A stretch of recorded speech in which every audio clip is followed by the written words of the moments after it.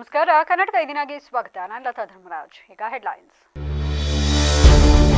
ಸಕಲೇಶಪುರದಲ್ಲಿ gas cylinder ಪಡೆಯಲು ಪರದಾಡಿದ ಜನ. ಬೆಳಿಗ್ಗೆಯಿಂದಲೇ ಸಾಲುಗಟ್ಟಿ ನಿಂತ ನೂರಾರು ಮಂದಿ.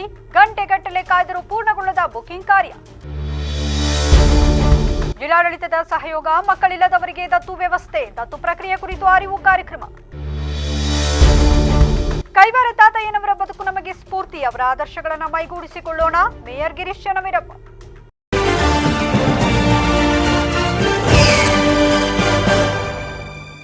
ಸಕಲೇಶಪುರ ಪಟ್ಟಣದಲ್ಲಿ ಗ್ಯಾಸ್ ಸಿಲಿಂಡರ್ ಪಡೆಯಲು ಹಾಗೂ ಬುಕ್ ಮಾಡಲು ಜನರು ಪರದಾಡುತ್ತಿರುವ ಘಟನೆ ಕಂಡುಬಂದಿದೆ. ಪಟ್ಟಣದ ಸಿದ್ಧಿವಿನಾಯಕ ಗ್ಯಾಸ್ ಏಜೆನ್ಸಿ ಎದುರು ಸೋಮವಾರ ಬೆಳಗ್ಗೆಯಿಂದಲೇ ನೂರಾರು ಮಂದಿ ಸಾಲುಗಟ್ಟಿ ನಿಂತು ಗ್ಯಾಸ್ ಸಿಲಿಂಡರ್ ಪಡೆಯಲು ಹಾಗೂ ಬುಕಿಂಗ್ ಮಾಡಲು ಮುಗಿಬಿದ್ದ ದೃಶ್ಯ ಕಂಡುಬಂದಿತು.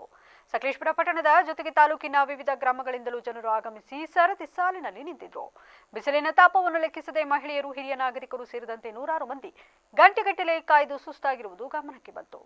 ಆನ್ಲೈನ್ ಮೂಲಕ ಗ್ಯಾಸ್ ಬುಕಿಂಗ್ ಮಾಡಲು ಸರ್ವರ್ ಸಮಸ್ಯೆ ಉಂಟಾಗಿರುವ ಹಿನ್ನೆಲೆಯಲ್ಲಿ ಹಲವರು ನೇರವಾಗಿ ಗ್ಯಾಸ್ ಏಜೆನ್ಸಿಗೆ ಬಂದು ಸಿಲಿಂಡರ್ ಬುಕ್ ಮಾಡಲು ಪ್ರಯತ್ನಿಸಿದ್ರು. ಆದರೆ ಸರ್ವರ್ ಸಮಸ್ಯೆಯಿಂದ ಬುಕಿಂಗ್ ಪ್ರಕ್ರಿಯೆ ನಿಧಾನವಾಗಿ ಸಾಗುತ್ತಿದ್ದರಿಂದ ಜನರು ತೀವ್ರ ಪರದಾಟ ಅನುಭವಿಸಿದ್ರು. ಕೆಲವರು ಗಂಟೆಗಳ ಕಾಲ ಕಾಯ್ದರೂ ಬುಕಿಂಗ್ ಪೂರ್ಣಗೊಳ್ಳದ ಕಾರಣ ಅಸಮಾಧಾನ ವ್ಯಕ್ತಪಡಿಸಿದರು. ಜಿಲ್ಲಾಡಳಿತದ ವತಿಯಿಂದ ಹಾಸನಾಂಬ ಕಲಾಕ್ಷೇತ್ರದಲ್ಲಿ ಸೋಮವಾರ ದತ್ತು ಪ್ರಕ್ರಿಯೆ ಕುರಿತು ಅರಿವು ಕಾರ್ಯಕ್ರಮವನ್ನು ನಡೆಸಲಾಯಿತು. ಈ ವೇಳೆ ಕಾರ್ಯಕ್ರಮವನ್ನು ಉದ್ಘಾಟಿಸಿ ಮಾತನಾಡಿದ ಜಿಲ್ಲಾಧಿಕಾರಿ ಲತಾಕುಮಾರಿ ಅವರು, ಕುಟುಂಬ ವ್ಯವಸ್ಥೆ ನಮ್ಮ ದೇಶದ ಬೆನ್ನೆಲುಬು. ದತ್ತು ಪ್ರಕ್ರಿಯೆ ಎಂದಾಕ್ಷಣ ನೆನಪಿಗೆ ಬರುವುದು ಸಾಮಾಜಿಕ ಕಳಕಳಿ. ಹಿಂದೆ ತನ್ನ ಅಸ್ತಿತ್ವವನ್ನು ನಿರೂಪಿಸಿಕೊಳ್ಳಲು ಮಕ್ಕಳನ್ನ ಪಡೆಯಬೇಕಾಗಿತ್ತು. ಮಕ್ಕಳಿಲ್ಲ ಎಂದರೆ ಸಮಾಜ ಅವಳನ್ನ ಕೀಳಾಗಿ ಕಾಣುತ್ತಿತ್ತು. ಆದರೆ ಈಗ ಕಾಲ ಬದಲಾಗಿದೆ. ಅವಿಭಕ್ತ ಕುಟುಂಬದಿಂದ ನ್ಯೂಕ್ಲಿಯರ್ ಕುಟುಂಬವಾಗಿ ಮಾರ್ಪಾಡಾಗಿದೆ. 2-3 ದಶಕಗಳ ಹಿಂದೆ ಗರ್ಭದಲ್ಲಿ ಹೆಣ್ಣು ಮಗುವನ್ನು ಕೊಲ್ಲುತ್ತಿದ್ದರು. ಅದರ ಪರಿಣಾಮ ಇಂದು ಲಿಂಗಾನುಪಾತದಲ್ಲಿ ವ್ಯತ್ಯಾಸವಿದೆ ಉಂಟಾಗಿದೆ. ಈಗ ಮಗುವನ್ನು ಪಡೆಯಲು ಹೋದರೆ ಅನೇಕ ರೀತಿಯ ಸಮಸ್ಯೆ, ಸವಾಲುಗಳನ್ನು ಹೆಣ್ಣು ಮಕ್ಕಳು ಎದುರಿಸುತ್ತಿದ್ದಾರೆ.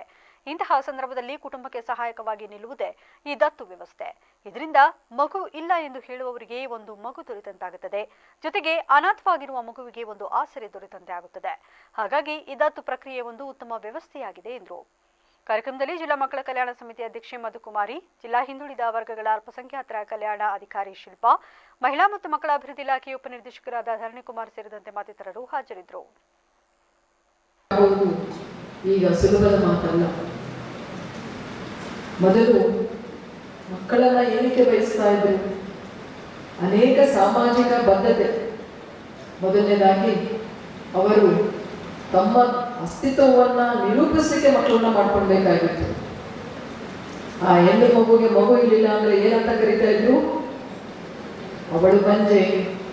ಗಂಡನಿಗೆ ಮಗು ಇರಲಿಲ್ಲ ಅಂದ್ರೆ ಗಂಡ ಮಕ್ಕಳಿಗೆ ಅವ್ರಿಗೆ ಇನ್ನೊಂದು ರೀತಿ ಕೆಟ್ಟದಾಗಿ ಸಾಮಾಜಿಕವಾಗಿ ಅವರನ್ನ ಕೀಳಾಗಿ ನೋಡ್ತಾ ಇದ್ರು, ಮಕ್ಕಳು ಇಲ್ಲ ಅಂತ ಹೇಳಿ. ಆದರೆ ಕಾಲ ಬದಲಾಗಿದೆ. ಮಕ್ಕಳನ್ನ, ಮಗುವನ್ನ 9 ತಿಂಗಳು ಹೊಟ್ಟೆಯಲ್ಲಿ ಸಾಕೋದು ಸುಲಭ. ಆದರೆ ಅದನ್ನ ನಂತರ ಸಾಕೋದಿದೆಯಲ್ಲ, ಪೋಷಕರ ಜವಾಬ್ದಾರಿ ತುಂಬಾ ಕಷ್ಟಕರವಾಗಿದೆ. ಆದರೆ ನಮಗೆ ಇದು ಕುಟುಂಬ ವ್ಯವಸ್ಥೆ ನಮ್ಮ ದೇಶದಲ್ಲಿ. ಜಿಲ್ಲಾ ಬಲಿಜ ಬಾಂಧವರು ಸಿಟಿ ಬಸ್ ನಿಲ್ದಾಣದ ಪಕ್ಕ ಹೇಮಾವತಿ ಪ್ರತಿಮೆ ಮುಂಭಾಗ ಕೈವಾರ ತಾತಯ್ಯನವರ 300ನೇ ಜಯಂತಿಯನ್ನು ಆಚರಿಸಿದರು. ಈ ವೇಳೆ ಹಾಸನ ಮಹಾನಗರ ಪಾಲಿಕೆಯ ಮಾಜಿ ಮೇಯರ್ ಗಿರೀಶ್ ಚನ್ನವೀರಪ್ಪ ಅವರು ಮಾತನಾಡಿ, ಕಾರ್ಯಕ್ರಮದಲ್ಲಿ ತಾತಯ್ಯನವರ ಹೆಸರಿನಲ್ಲಿ ಸಮಾಜ ಸೇವೆ ಮಾಡಿದ ಗಣ್ಯರಿಗೆ ಸನ್ಮಾನ ಹಾಗೂ ಜನರ ಸ್ವಂತ ಹಣದಿಂದ ಸಾವಿರಾರು ಜನರಿಗೆ ಪ್ರಸಾದ ವಿನಿಯೋಗ ಮಾಡಲಾಗುತ್ತಿರುವುದು ಹಾಸನಕ್ಕೆ ಕೀರ್ತಿ ತರುವ ವಿಚಾರವಾಗಿದೆ. ಮುಂದಿನ ಬಾರಿಯೂ ಇದೇ ರೀತಿ ಕಾರ್ಯಕ್ರಮ ಮುಂದುವರಿಯಲಿ ಎಂದರು. ವರ್ಷಗಳಿಂದ ಬಹಳ ಚೆನ್ನಾಗಿ ಮಾಡ್ತಾ ಇದ್ದಾರೆ. ಇದಕ್ಕೆ ಸರ್ಕಾರಿ ಸವಲತ್ತು ಏನೂ ಇಲ್ಲ. ಅವರ ಸ್ವಂತ ಹಣ ಬಲದಿಂದ ಈ ಕಾರ್ಯಕ್ರಮ ಇವತ್ತು ಸಾವಿರಾರು ಜನಕ್ಕೆ ಪ್ರಸಾದ ವಿನಿಯೋಗ ಹಾಗೂ ಏನು ಸಮಾಜ ಸೇವೆ ಮಾಡಿದಂಥ ಗಣ್ಯರಿಗೆ ಸನ್ಮಾನ, ಇಂಥ ಕಾರ್ಯಕ್ರಮ ತಾತಯ್ಯನವರ ಹೆಸರಿನಲ್ಲಿ ಇವತ್ತು ಕಾರ್ಯಕ್ರಮ ಮಾಡ್ತಾ ಇದ್ದಾರೆ. ಇದು ಹಾಸನಕ್ಕೆ ಒಂದು ಕೀರ್ತಿ ತರುವಂಥ ವಿಚಾರ ಅಂತ ನಾನಂತೂ ಭಾವಿಸಿದ್ದೀನಿ. ಇದೇ ರೀತಿ ಇನ್ನು ಮುಂದೆ ಇನ್ನೂ ಚೆನ್ನಾಗಿ ಇವತ್ತು ಒಳ್ಳೆ ಜಾಗದಲ್ಲಿ ಮಾಡಿದ್ದೀರಾ. ಈ ಜಾಗ ಭಾಳ ಚೆನ್ನಾಗಿದೆ. ಮೊದಲು ಅಲ್ಲಿ ಮಾಡ್ತಾಯಿದ್ರಿ, ಅದು ಸ್ವಲ್ಪ ತೊಂದರೆ ಆಗೋದು. ಆದರೆ ಇವತ್ತು ಬಹಳ ಚೆನ್ನಾಗಿ ಕಾಣ್ತಾ ಇದೆ ಈ ಕಾರ್ಯಕ್ರಮದಲ್ಲಿ ಬಲಿಜ ಸಂಘದ ನಿಕಟಪೂರ್ವ ಕಾರ್ಯದರ್ಶಿ ಸಿಕೆ ಜಗದೀಶ್, ಬಿಬಿಎಂಪಿ ಮಾಜಿ ಮೇಯರ್ ಜಿ ಪದ್ಮಾವತಿ, ಕೆಪಿಸಿಸಿ ಪ್ರಧಾನ ಕಾರ್ಯದರ್ಶಿ ಮತ್ತು ಬಿಡಿಎ ಸದಸ್ಯ ಆರ್ ಮಂಜುಳಾ ನಾಯ್ಡು, ಬಿಜೆಪಿ ಮಾಜಿ ಉಪಾಧ್ಯಕ್ಷರು ಹಾಗೂ ಬಲಿಜ ಮುಖಂಡರಾದ ಡಾಕ್ಟರ್ ವಾಸುದೇವ್ ಸೇರಿದಂತೆ ಮತ್ತಿತರರು ಹಾಜರಿದ್ದರು. ಅರ್ಕಲಗೂಡು ವಿಧಾನಸಭೆ ಅಧಿವೇಶನದಲ್ಲಿ ಚುಕ್ಕಿ ಗುರುತಿನ ಪ್ರಶ್ನೆ ಕೇಳುವ ಮೂಲಕ ಸರ್ಕಾರದ ಗಮನ ಸೆಳೆಯಲಾಯಿತು.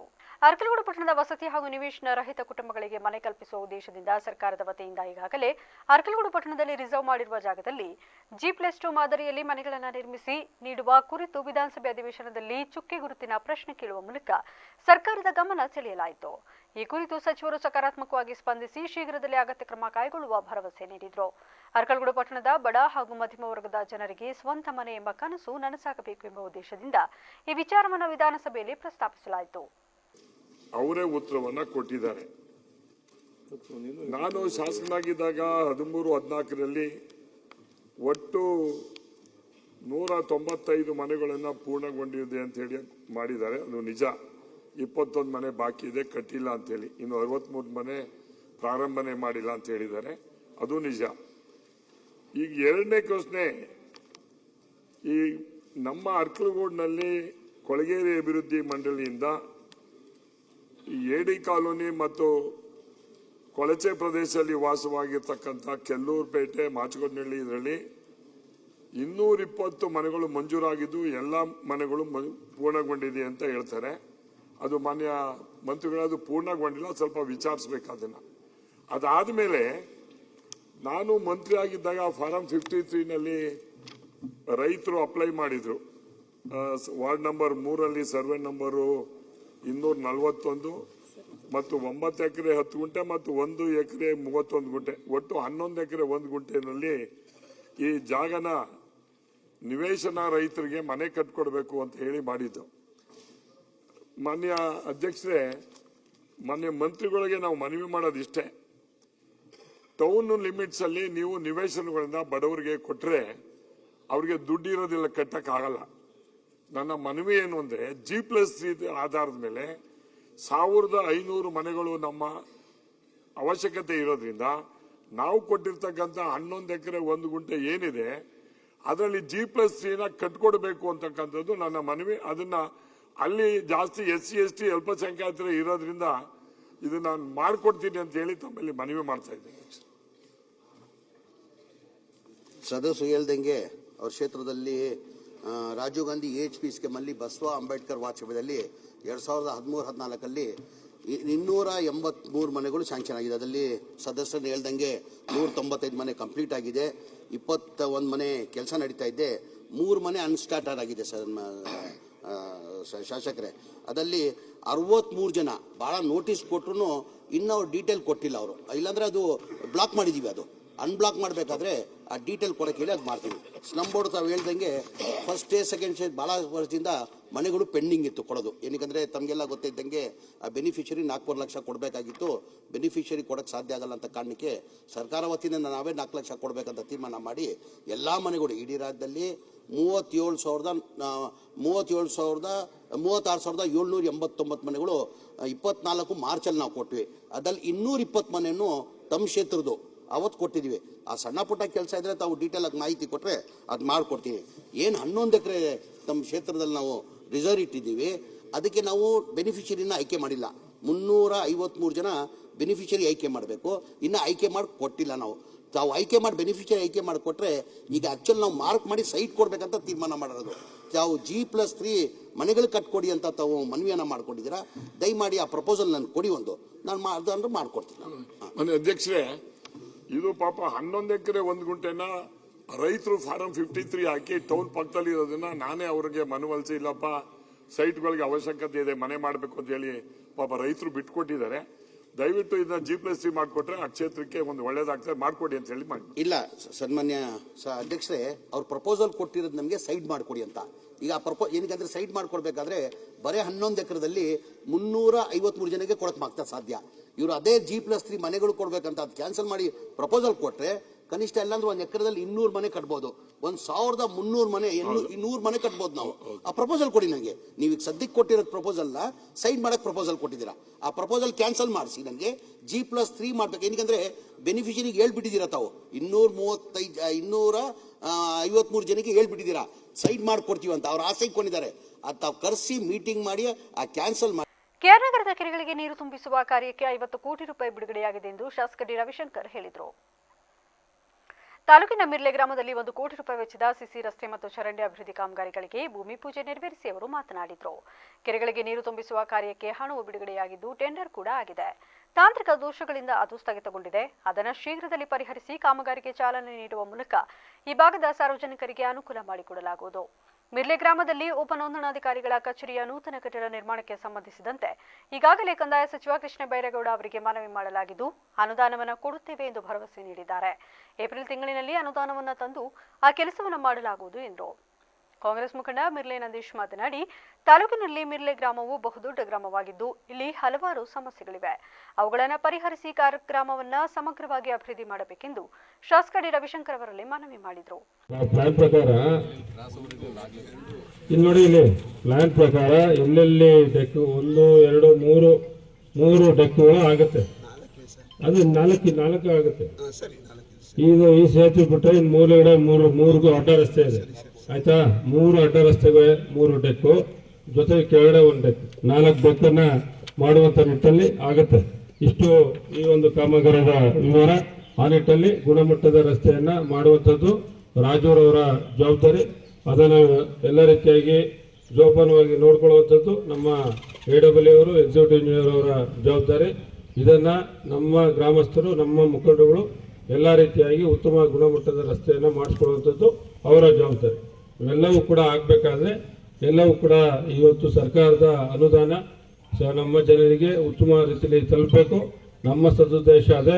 ಇಲ್ಲಿ ಯಾರೇ ಪ್ರಶ್ನೆ ಮಾಡುವಂಥದ್ದಿಲ್ಲ. ಎಲ್ಲ ರೀತಿಯಾಗಿ ನಿಮ್ಮನ್ನ ಉತ್ತಮ ರಸ್ತೆಯನ್ನು ಮಾಡ್ತೀರಾ ಅಂತಕ್ಕಂಥ ವಿಶ್ವಾಸವನ್ನು ಇಟ್ಕೊಂಡಿದ್ದಾರೆ. ಆ ವಿಶ್ವಾಸವನ್ನು ಉಳಿಸ್ಕೊಳ್ಳುವಂಥ ನಿಟ್ಟಿನಲ್ಲಿ ತಾವು ಮಾಡಬೇಕು. ಆಯ್ತಾ, ಇದು ನಮ್ಮ ಮೊದಲಿಗೆ ಈ ಕಾಮಗಾರಿಯ ಸಂಪೂರ್ಣವಾದ ವಿವರ. ಎಲ್ಲಿ ಈಗ ಗ್ರಾಮಸ್ಥರಿಗೆ ಹೇಳೋದು, ಓಪನ್ ಡ್ರೈನ್ ಇರುತ್ತೆ, ಯಾವುದೇ ರೀತಿಯಲ್ಲಿ ಕ್ಲೋಸ್ ಡ್ರೈನ್ ಆಗಲಿ, ಸ್ಲಾಬ್ ಹಾಕೋದಾಗಲಿ, ಮತ್ತೊಂದು ಬಾಕ್ಸ್ ಡ್ರೈನ್ ಆಗಲಿ ಇರೋದಿಲ್ಲ.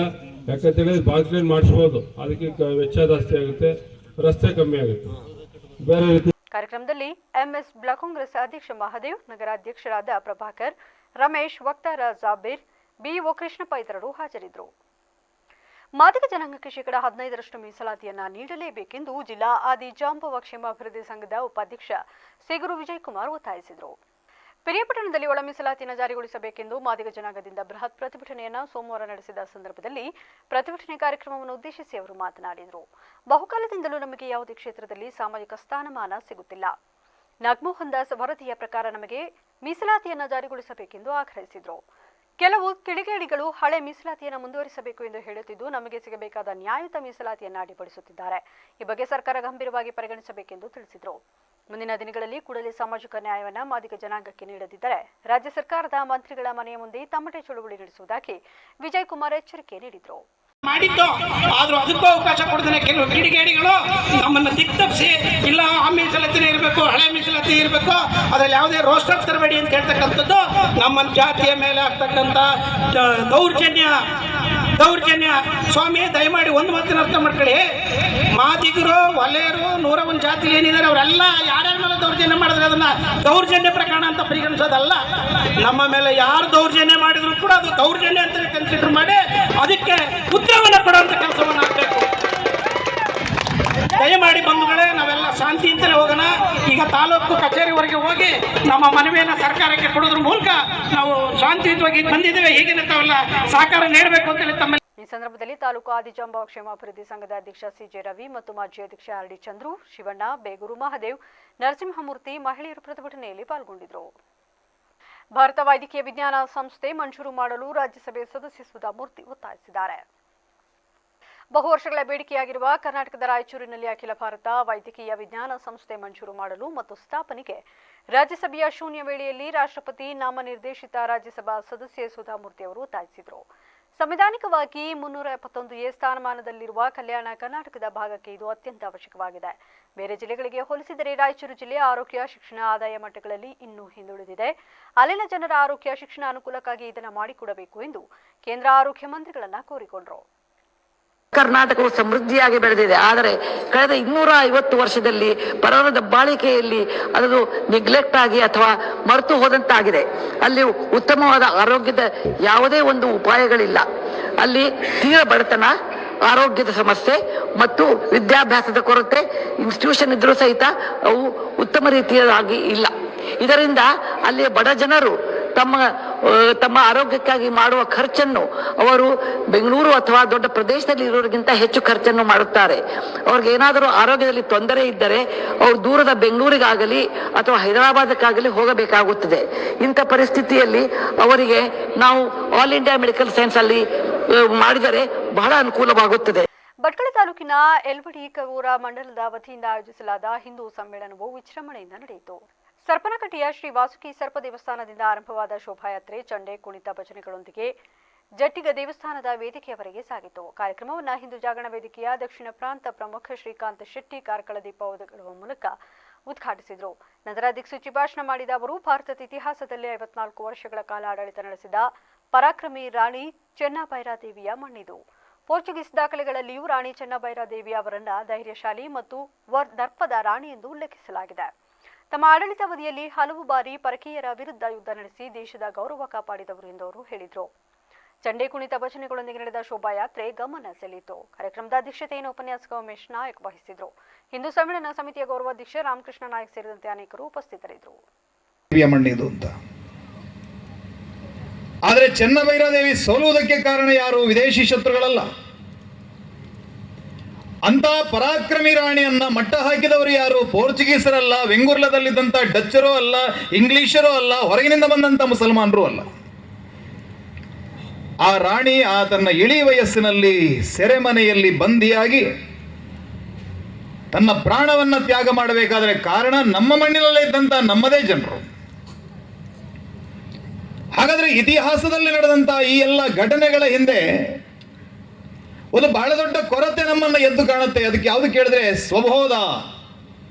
ನಾವು ಯಾರ ಜೊತೆಗೆ ಹೋರಾಟ ಮಾಡ್ತಾ ಇದ್ದೀವಿ, ನಮ್ಮ ಭವಿಷ್ಯ ಏನು, ನಮ್ಮವರು ಯಾರು, ಪರಕೀಯರು ಯಾರು ಅನ್ನುವಂತ ಭೇದವನ್ನೇ ಅಳಿಯದೆ ತಮ್ಮ ಸ್ವಾರ್ಥಕ್ಕೆ ಬೇಕಾಗಿ Trisha education charitable and welfare trust ವತಿಯಿಂದ ಮಹಿಳಾ ದಿನಾಚರಣೆ ಹಾಗೂ ಅಕ್ಷರದವ ಸಾವಿತ್ರಿಬಾಯಿ ಪುಲೆ ಪ್ರಶಸ್ತಿಯನ್ನು ನೀಡಲಾಯಿತು. ಇದೇ ಸಂದರ್ಭದಲ್ಲಿ ವಿವಿಧ ಆಟದ ಸ್ಪರ್ಧೆಯಲ್ಲಿ ಭಾಗವಹಿಸಿದ ಮಹಿಳೆಯರಿಗೆ ಪ್ರಥಮ, ದ್ವಿತೀಯ, ತೃತೀಯ ಬಹುಮಾನವನ್ನು ವಿತರಣೆ ಮಾಡಲಾಯಿತು. ಕಾರ್ಯಕ್ರಮದ ದಿವ್ಯ ಸಾನ್ನಿಧ್ಯವನ್ನು ಲತಾದೇವಿ ಕೆಸರಟಗಿ ವಹಿಸಿ ಮಾತನಾಡಿ, ಹೆಣ್ಣಿಗೆ ಇರುವ ಗೌರವ ಪ್ರಪಂಚದಲ್ಲಿ ಎಲ್ಲಿಯೂ ಇಲ್ಲ. ಹೆಣ್ಣು ದೇವತೆ, ತಾಯಿ, ಭೂಮಿ ಎಂದು ಹೇಳಿದರು. ಕಾರ್ಯಕ್ರಮ ಉದ್ಘಾಟಿಸಿ ಪಂಚ ಗ್ಯಾರಂಟಿ ಅಧ್ಯಕ್ಷೆ ಚಂದ್ರಿಕಾ ಪರಮೇಶ್ವರ್ ಮಾತನಾಡಿ, ಮಹಿಳೆಯರಿಗೆ ಈ ಪಂಚ ಗ್ಯಾರಂಟಿ ಯೋಜನೆಯಿಂದ ಬಹಳಷ್ಟು ಬಡ ಕುಟುಂಬದ ವರ್ಗದವರಿಗೆ ಸಹಾಯವಾಗುತ್ತಿದೆ. ಸರ್ಕಾರದಿಂದ ಬರುವ ಸೌಲಭ್ಯಗಳನ್ನು ಸದುಪಯೋಗಪಡಿಸಿಕೊಳ್ಳಿ ಎಂದು ತಿಳಿಸಿದರು. ಇವತ್ತಿನ ವಿಷಯದ ಬಗ್ಗೆ ನಾನು ಏನು ಹೇಳಬೇಕಂತಂದರೆ, ತ್ರಿಷಾ ಚಾರಿಟೇಬಲ್ ವೆಲ್ಫೇರ್ ಸೊಸೈಟಿಯಿಂದ ನಾವು ಟ್ರಸ್ಟ್ ವತಿಯಿಂದ ಇವತ್ತು ಅಂತಾರಾಷ್ಟ್ರೀಯ ಮಹಿಳಾ ದಿನಾಚರಣೆಯನ್ನು ತುಂಬ ವಿಜೃಂಭಣೆಯಿಂದ ಆಚರಿಸಿದ್ವಿ. ಯಾವ ಥರ ಅದರ ರೂಪುರೇಷೆಗಳಂತಂದರೆ, ಬೆಳಗ್ಗೆ ಎಲ್ಲ ಮಹಿಳೆಯರಿಗೆ ಆಟದ ಸ್ಪರ್ಧೆ ಹಮ್ಮಿಕೊಂಡಿದ್ದು ಮತ್ತು ಅದರಲ್ಲಿ ಇಂದು Trisha education charitable and welfare trust ವತಿಯಿಂದ ನಾವು ಅಂತಾರಾಷ್ಟ್ರೀಯ ಮಹಿಳಾ ದಿನಾಚರಣೆಯನ್ನು ಹಮ್ಮಿಕೊಂಡಿದ್ವಿ. ಈ ಕಾರ್ಯಕ್ರಮಕ್ಕೆ ಉದ್ಘಾಟನೆಯನ್ನು ಶ್ರೀ ಮಾತಾ ಲತಾ ಕೆಸರಟಗಿ ಸುಕ್ಷೇತ್ರದ ವರಪುತ್ರಿ ಲತಾ ಮಾತಾ ಅವರು ಬಂದಿದ್ದರು. ಅದೇ ರೀತಿಯಾಗಿ ಆರ್ತಿ, ಸುನೀಲ್, ತಾವು ಯಾವುದು ಕೆಲಸವೂ ಕೂಡ ಹಿಂದೆ ತೆರೆಯಬಾರ್ದು. ಇವತ್ತು ಸಣ್ಣ ಕೆಲಸ ಹ್ಯಾಂಗ್ ಮಾಡಲೇಕಲ್ಲ, ಪ್ರತಿಯೊಬ್ಬ ಹೆಣ್ಣು ಮುಂದೆ ಬಂದು ಅವ್ರದೇ ಆದಂಥ ಒಂದು ಗುರುತಿಸ್ಕೊಳ್ಳುವಂಥ ಕೆಲಸ ನಮ್ಮ ಹೆಣ್ಣುಮಕ್ಕಳು ಮಾಡಬೇಕನ್ನೋದೇ ನಮ್ಮ ಒಂದು ಉದ್ದೇಶ ಆಗಿದೆ. ಇವತ್ತು ಮಹಿಳಾ ದಿನಾಚರಣೆ ಅಂಗವಾಗಿ ಇವತ್ತು ಕಾರ್ಯಕ್ರಮದಲ್ಲಿ ಖ್ಯಾತ ಉದ್ದಿಮೆದಾರೆ ಅನ್ನಪೂರ್ಣ ಆರ್ ಸಂಗೊಳಗಿ ಪ್ರಶಸ್ತಿ ಪ್ರದಾನ ಮಾಡಿದ್ರು. ಆರ್ತಿ, ಸುನೀಲ್ ರಾಥೋಡ್, ನ್ಯಾಯಮೂರ್ತಿ ಪೂರ್ಣಿಮಾ ಜಾನೆ, ಸಿಂಧುಮತಿ ಭೋಸ್ಲೆ, ಅಶ್ವಿನಿ ಇನ್ನಿತರರು ಉಪಸ್ಥಿತರಿದ್ದರು. ಅಭಿವೃದ್ಧಿ ಸಹಿಸದೆ ಆಳಂದ ಶಾಸಕ ವಿ.ಆರ್. ಪಾಟೀಲ್ ವಿರುದ್ಧ ಮಾಜಿ ಶಾಸಕ ಸುಭಾಷ್ ಗುತ್ತೇದಾರ್ ಅಪಪ್ರಚಾರ ಮಾಡುತ್ತಿದ್ದಾರೆ ಎಂದು ಕಾಂಗ್ರೆಸ್ ಮುಖಂಡ ಶಿವಪುತ್ರಪ್ಪ ಪಾಟೀಲ್ ಕಿಡಿಕಾರಿದ್ದಾರೆ. ಕಲಬುರಗಿಯಲ್ಲಿ ಸುದ್ದಿಗೋಷ್ಠಿ ನಡೆಸಿ ಮಾತನಾಡಿದ ಅವರು, ಸರ್ಕಾರದ ಅನೇಕ ಮೂಲಗಳಿಂದ ಅನುದಾನ ತಂದು ತಾಲೂಕಿನಲ್ಲಿ ಬಿ.ಆರ್. ಪಾಟೀಲ್ ಸಾಕಷ್ಟು ಅಭಿವೃದ್ಧಿ ಕೆಲಸ ಮಾಡುತ್ತಿದ್ದು, ಇದನ್ನ ನೋಡೋಕೆ ಆಗದೆ ಹತಾಶರಾಗಿ ಶಾಸಕ ಬಿ.ಆರ್. ಪಾಟೀಲ್ ವಿರುದ್ಧ ಆಧಾರರಹಿತ ಆರೋಪಗಳನ್ನು ಮಾಡುತ್ತಿದ್ದು, ಅವರ ಆರೋಪಗಳು ಸತ್ಯಕ್ಕೆ ದೂರವಾಗಿದೆ ಅಂತ ಶಿವಪುತ್ರಪ್ಪ ಪಾಟೀಲ್ ತಿರುಗೇಟು ನೀಡಿದ್ದಾರೆ. ರೈತರ ಒಂದು ಒತ್ತಡದ ಮೇರೆಗೆ ಆರ್.ಕೆ. ಪಾಟೀಲ್ ಅವರು ಮತ್ತು ಬಿ.ಆರ್. ಪಾಟೀಲ್ ಅವರು ತಮ್ಮ ಸ್ವಂತ ಸಂತ ಲೋಕ ಶಿಕ್ಷಣ ಸಮಿತಿಯ ವತಿಯಿಂದ ಅವರು ಕೆಲಸಗಳನ್ನು ಮಾಡ್ತಾ ಇದ್ದಾರೆ. ಅದು ಕ್ರಿಯಾ ಯೋಜನೆಯಲ್ಲಿ ಹಾಕಿ ರೊಕ್ಕ ಮಾಜಿ ಶಾಸಕರು ಮಾಡ್ತಾ ಇದ್ದಾರೆ. ಅದು ಸತ್ಯಕ್ಕೆ ದೂರವಾದ ಮಾತು. ಅವರು ಹತಾಶರಾಗಿ ಈ ಮಾತನ್ನು ಹೇಳ್ತಾ ಇದ್ದಾರೆ. ರೈತರಿಗೆ ಆಗಿ ಇವತ್ತು ಈ ಒಂದು ಸುರ್ಪುರ ಮಾದರಿ ಬಗ್ಗೆಯೂ ಅವರು ಮಾತಾಡಿದ್ದಾರೆ. ಅವರೇನೋ ಒಂದು ಜನ ಒಂದು 2-3 ಟ್ರ್ಯಾಕ್ಟರ್ ಮಣ್ಣು ಹಾಕಿ ರೊಕ್ಕ ಲೂಟಿ ಮಾಡ್ತಾರಂತೇಳಿ.